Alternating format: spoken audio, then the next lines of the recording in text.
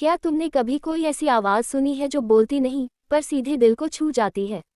Lewis banks जब university के lecture hall में अकेली बैठी थी तो यही सवाल उसकी आंखों में तैर रहा था। बाहर हल्की बारिश हो रही थी, हर एक बूंद जैसे जिंदगी की गूंज बन गई थी। तभी उसका मोबाइल बजा। सरकार को आपकी ज़रूरत है, एलियंस आ चुके हैं। हेलीकॉप्टर में बैठे लुईस की आंखें बंद थीं, लेकिन दिमाग में एक ही चेहरा घूम रहा था, एक मासूम बच्ची जो हंसती थी, दौड़ती थी और फिर अचानक गायब हो जाती थी। मैंने तुम्हें खोने से पहले ही महसूस कर लिया था, मेरी बच्ची। लेकिन तुम थी कौन? जब लुईस पहली बार स्पेसशिप के भीतर गई तो सब कुछ जैसे उल्टा था, गुरुत्वाकर्षण, ध्वनि और शायद समय भी। और सामने थे दो रहस्यमयी जीव, हेप्टापॉड्स। उनकी भाषा शब्द नहीं थी, बल्कि गोलाकार धुंधली आकृतियां थीं।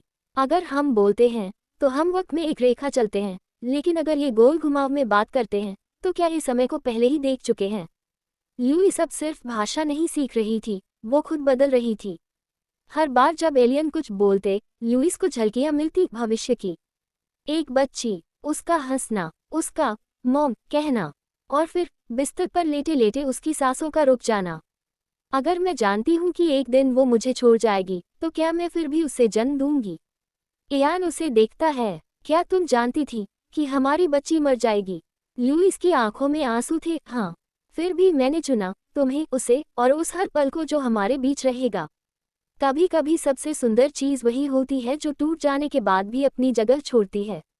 एलियन कोई हथियार देने नहीं आए थे, वे उपहार दे रहे थे, एक भाषा जो इंसानों को समय के पार सोचने की क्षमता देगी।